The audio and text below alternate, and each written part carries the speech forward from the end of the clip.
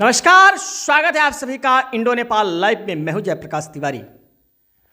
आज कारगिल विजय दिवस, इस मौके पर हम अपने तमाम दर्शकों के बीच एक ऐसी शख्सियत खास मुलाकात के दौरान हम प्रस्तुत करने जा रहे हैं जिसके भाई ने अपनी खून की लहू से एक ऐसा इतिहास लिख डाला जो सदैव अमर रहेगा। अमर कहानी नहीं बल्कि उन्होंने अपनी प्राणों की आहुति से इस इतिहास को लिख डाला। तो ठीक हम आज से 22 वर्ष पूर्व आपको लेके चलते हैं जब देश में कारगिल की लड़ाई शुरू हुई थी। आज उसका विजय दिवस मनाया जाता है। इस मौके पर हम चर्चा करने वाले हैं चंपारण के लाल, चंपारण के मिट्टी से जन्मे शहीद जंबाज सिपाही अरविंद कुमार पांडे का, जिनके छोटे भाई आज हमारे साथ हमारे इस स्टूडियो में मौजूद हैं। तो आइए हम आपको सबसे पहले इनकी परिचय से शुरू करते हैं और जानते हैं, आपको भी जोश और जज्बा जानने का होगा, जानने की इच्छा होगी कि आखिर ऐसा क्या किया था शहीद अरविंद कुमार पांडे ने, देश के लिए इन्होंने क्या किया था। अगर जानकारी नहीं है तो मैं आपको तमाम सारी जानकारियां मैं आपको आज शेयर करूंगा। शहीद अरविंद कुमार पांडे 1997 में सैनिक में गए, आर्मी की मिलिट्री में गए, सैनिक में गए। महज 1.5 साल की नौकरी के पीरियड में उन्होंने हंसते हंसते द्रास के कारगिल में जीएसआर सेक्टर में 36 पाकिस्तानियों घुसपैठियों को मार गिराया और उन्होंने अपने खून से एक इतिहास लिख दिया। आज हम उन्हीं के छोटे भाई से आपको मिलवाने जा रहे हैं आज की खास मौके पर, जो कारगिल दिवस विजय आज पूरी दुनिया मना रही है, पूरा देश मना रहा है। हम आज के दिन वैसे वीर शहीद जंबाज को आज श्रद्धा सुमन अर्पित करते हैं। सबसे पहले इंडो नेपाल लाइव उन तमाम शहीद सैनिकों को पुष्प सुमन अर्पित करती है। साथ ही आप तमाम सभी के बीच हम उस शख्सियत को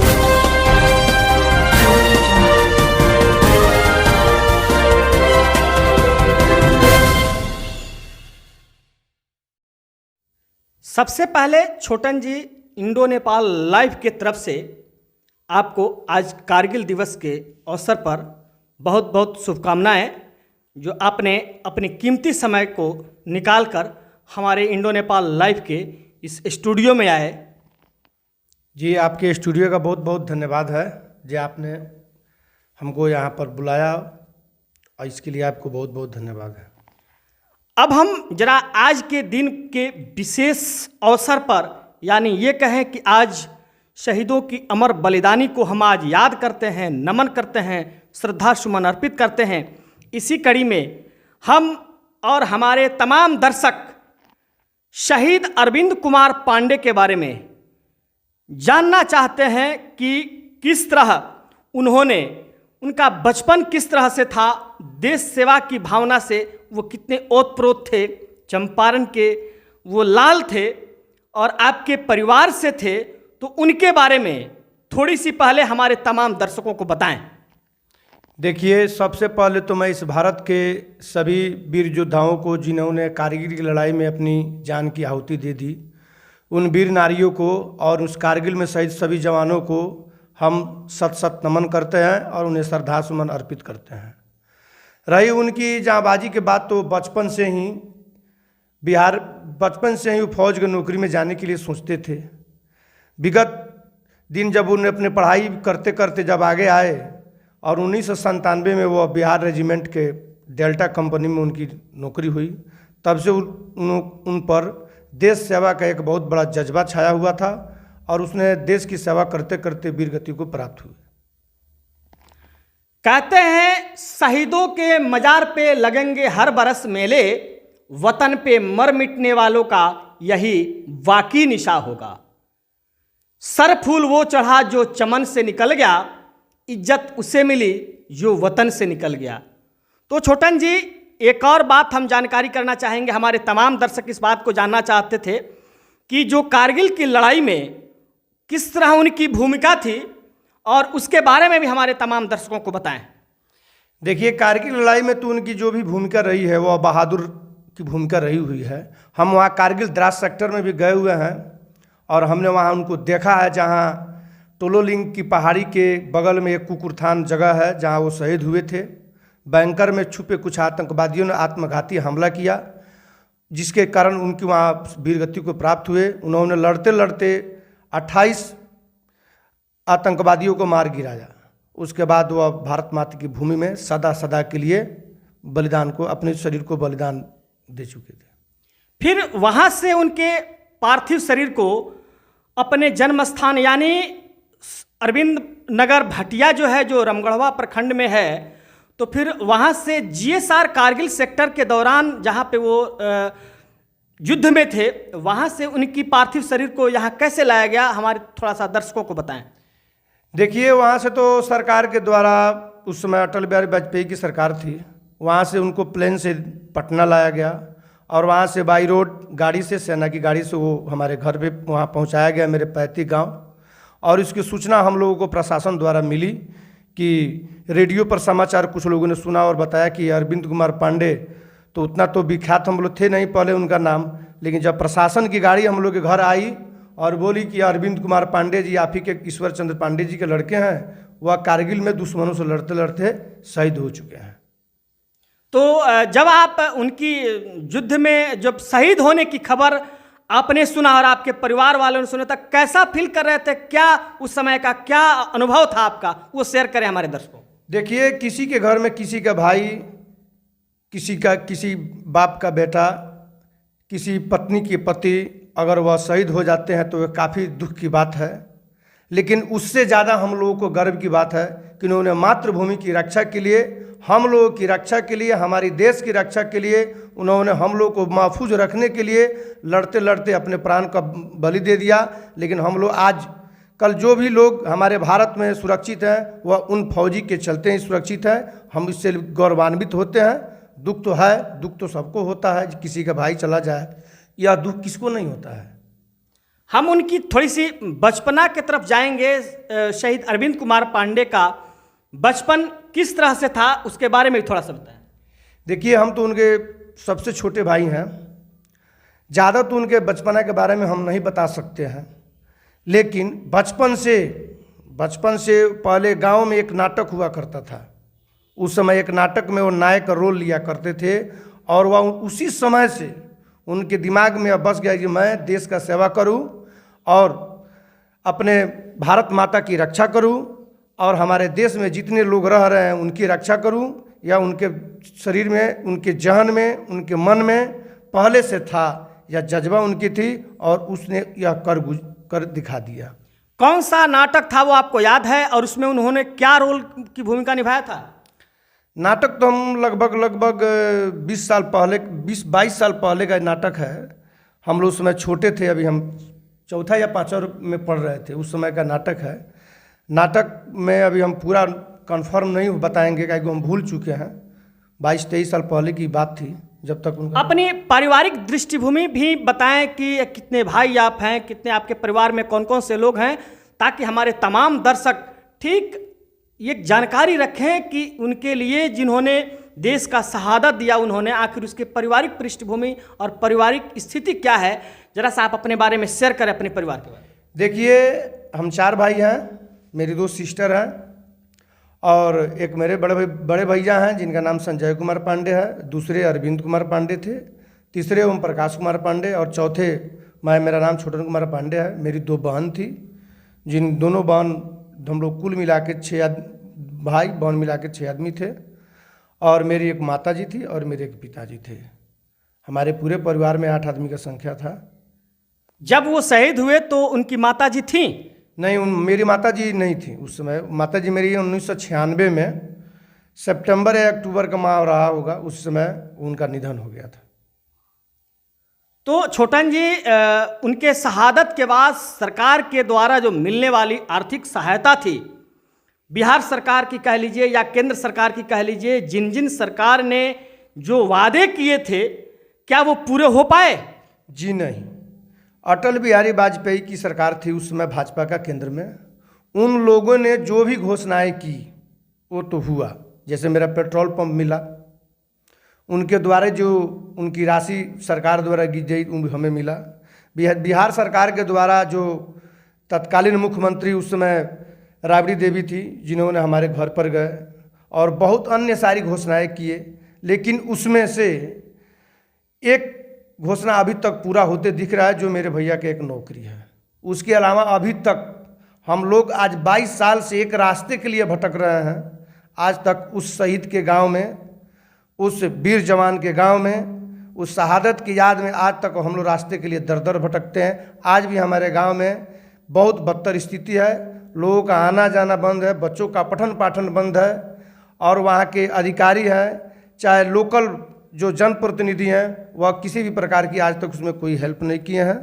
और मेरे यहाँ का स्थिति अभी बहुत ज़्यादा खराब है। एक प्राथमिक विद्यालय है जो चलती है, बाकी हमारे गांव में जो सरकार द्वारा पूर्व में की गई घोषणा थी, इसके द्वारा कुछ नहीं हुआ, पूरा हुआ है। यानी उस समय तत्कालीन जो राज्य सरकार में जो मुख्यमंत्री थे, यानी सरकार जो थी उस समय, उसके दावे भी अभी तक आपके परिवार के लिए और आपके समाज के लिए और आपके क्षेत्र के लिए क्या खोखले साबित हुए? जी बिल्कुल। मैं खुद 3-4 बार जो पूर्व में जिनकी सरकार रही है उनके यहाँ मैं गया हूँ। मैं खुद उनको लिखित में आवेदन भी दिया हूँ कि मन नहीं कुछ कर सके तो हमारे गांव का कम से कम एक शहीद की आत्मा को ठेस न पहुँचे। हमारे गांव को प्रखंड मुख्यालय से जाने के लिए रास्ता मिल जाए, जिससे हमारे बहू बेटियाँ, मेरी बहनें, मेरे बच्चे, बड़े बुजुर्ग आसानी से एक प्रखंड मुख्यालय तक जा सके।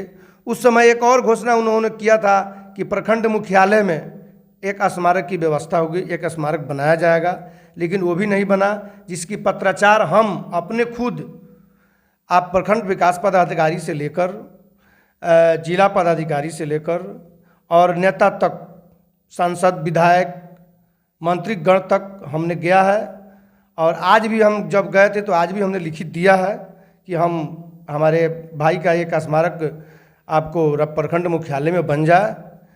अगर यह सरकार हम लोगों की बात मानती है तो हम लोग अपने आप को बहुत बड़ा धन समझेंगे, और एक वीर जवान शहीद का जो इस समय मजाक बन के रह गया है वह नहीं रह पाएगा। शहीद शहादत दिवस को वहाँ के स्थानीय प्रशासन या वहाँ के जनप्रतिनिधि लोग कितनी गंभीरता से लेते हैं, और क्या उस मौके पर उन लोगों की तमाम सारी उपस्थिति कैसे रहता है? क्या वो लोग जाते हैं और श्रद्धा सुमन अर्पित करते हैं? यानी क्या धूमधाम से शहादत दिवस मनाई जाती है? नहीं, वहाँ के किसी भी जनप्रतिनिधि के पास, चाहे वो मुखिया हो, सरपंच हो, समिति हो, वार्ड हो, प्रमुख हो, आज तक 22 साल तक हो गया हमको देखते हुए। एक बार जो रामगढ़वा में प्रमुख रहे हुए थी रीता देवी, एक बार उन्होंने दीप प्रज्वलित में गई थी, और एक राजेश कुमार जो थाना प्रभारी थे आज से 3-4 साल पहले, उन्होंने एक बार हमारे पिताजी को सम्मानित करने गया था। उसके बाद से आज तक किसी पदाधिकारी को कार्ड देने के बाद भी शहादत दिवस पर बुलाने पर भी लोग नहीं आते हैं। लगता है कि हम लोगों ने एक बहुत बड़ा पाप कर रखा है, इसीलिए हम लोग बाद में धीरे धीरे उसको उन लोगों को छोड़ता चले गए।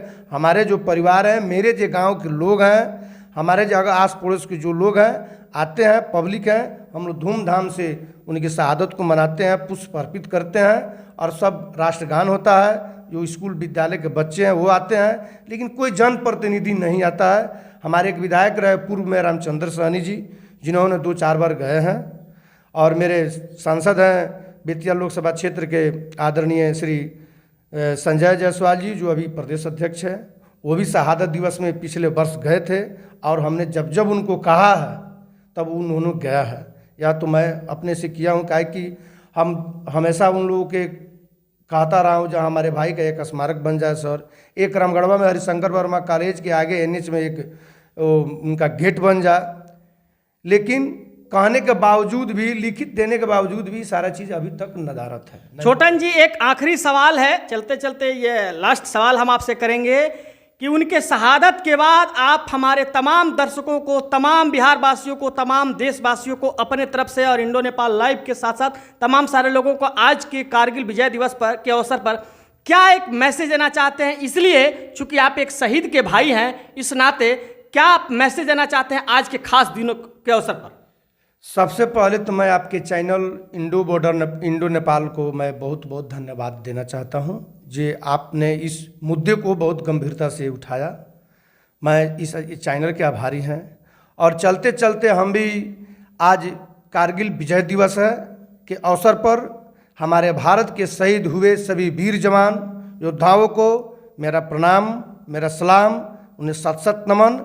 और मैं यही कहूँगा कि जवान शहीद होते हैं बॉर्डर पर, लेकिन कुछ चंद नेता लोग और चंद सरकार की राजनीति शहीदों को सिर्फ आश्वासन देती है और उन्हें हमारे हिसाब से तो उन्हें कुछ देती नहीं है, सिर्फ आश्वासन देती है और चकमा दे के चली जाती है और जस का तस पड़ा रहता है। वादे तो बहुत होते हैं और वह नहीं हो पाता है, जिसके चलते हम लोग काफ़ी दुख है। और सरकार से मेरी मांग है, आगे भी रहेगा, जब तक रामगढ़वा प्रखंड मुख्यालय में स्मारक का निर्माण नहीं होता है और मेरे गांव का सड़क नहीं होता है, बनता है, तब तक मेरा एक सूत्री काम ही है। जब तक बनेगा नहीं तब तक मैं चैन से नहीं रहूँगा। चलिए, बहुत बहुत धन्यवाद, बहुत बहुत आभार कि आपने हमारे चैनल को इतना कीमती समय दिया। इसके लिए पुनः आपको धन्यवाद देता हूं। साथ ही आज के कारगिल दिवस के अवसर पर उन तमाम सभी वीर जंबाज सिपाही के साथ साथ बलिदानी देने वाले, कुर्बानी देने वाले, उनको सत सत नमन करता हूं। जय हिंद, जय भारत। बोला कस के बोला। कारगिल विजेता शहीद अरविंद पांडे जब शहीद हुए थे तो देश भर के नेता लोग यहाँ आए हुए थे। उसमें हमारे माननीय उस समय के मुख्यमंत्री श्री लालू प्रसाद यादव जी भी थे और उन्होंने कहा कि इस गांव को शहीद अरविंद नगर घोषित कर दिए। गांव में नाला रहेगा, गांव में रोड रहेगा, बिजली रहेगा। बिजली तो है लेकिन रास्ता के देखिए क्या स्थिति है कि आज इस गांव में कोई मरीज बीमार पड़ता है, कोई बीमारी होती है तो उसको हम लोग चारपाई पर ले जाते हैं। आज भी देखिए नाला बना हुआ है इस गांव में ना सवारी आता है ना जाता है। कोई अगर इमरजेंसी पड़ता है तो हम लोग खटिया पर टांग कर ले जाते हैं। क्या यही है शहीद नगर? क्या शहीद अरविंद पांडे का अपमान नहीं हो रहा है? कहाँ है सरकार, कहाँ है यहाँ के कोई पदाधिकारी महोदय की आकर देखे और इस गांव का कल्याण करे? आज भी इस गांव में किसी को निकलने के लिए कोई सुविधा नहीं है, ना सवारी आता है ना सवारी यहाँ से जाता है। जब बाढ़ आएगा तो इतना काला भर पानी हम लोग हेल कर इस गांव से चारपाई पर किसी को लाद कर ले जाते हैं। यही है शहीद अरविंद नगर। क्या शहीद का अपमान नहीं हो रहा है सर? इस गांव का देखिए कैसा रास्ता का स्थिति है, कैसा है, पूरा नाला बना हुआ है। और उस समय बड़े बड़े बात लोग बोल रहे थे, कहते शहीद अरविंद नगर इसको घोषित कर दिया गया। क्या इसमें मिल रहा है सुविधा शहीद अरविंद नगर का? शहीद का अपमान नहीं हो रहा है जो देश के लिए शहीद हो गए? कारगिल विजेता अरविंद पांडे, वो हमारे कला साथी भी थे, एक साथ पढ़े हुए थे दोनों आदमी। आज देखिए इस गांव की स्थिति क्या है कि उनका अपमान हो रहा है कि नहीं हो रहा है।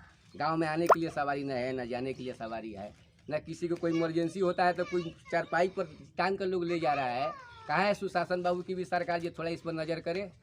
क्या हम लोग कहेंगे? यही तो कहेंगे कि हाँ हम लोग इस देश में होते हुए भी देखिए किस नरक में हम लोग भोग रहे हैं, नरक में बसे हुए हैं कि जहाँ आने जाने की सुविधा नहीं है। और क्या कहेंगे, आप देख ही रहे हैं सब।